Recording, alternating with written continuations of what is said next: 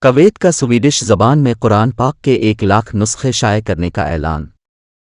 Kuwait city, Kuwait Swedish زبان میں قرآن پاک کے 1,00,000 نسخے شائع کرے گا۔ عرب میڈیا کے مطابق کویت نے سویڈش زبان میں قرآن کریم کے ترجمہ والے 1,00,000 نسخوں کی طباعت اور اشاعت کا اعلان کر دیا۔ اشاعت کے بعد ان نسخوں کو سویڈن میں تقسیم کیا جائے گا۔ اسرائیلی صدر کی سویڈن میں قرآن پاک کی بے حرمتی کی شدید الفاظ میں مذمت۔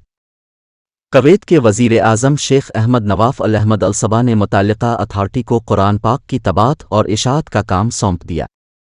سویڈش زبان میں قرآن پاک شائع کرنے کا فیصلہ اسلامی رواداری و اقدار اور بقائے باہمی کو فروغ دینے کے لیے کیا گیا ہے۔ سویڈن کا قرآن پاک کی بے حرمتی کو غیر قانونی قرار دینے پر غور۔ جون کی 28 تاریخ کو عید الاضحیٰ کے پہلے دن سویڈن میں ایک ملعون عراقی شہری نے قرآن پاک کی بے حرمتی کی تھی۔ اس گھناؤنے واقعہ کے بعد سے پوری دنیا میں احتجاج کا سلسلہ جاری ہے۔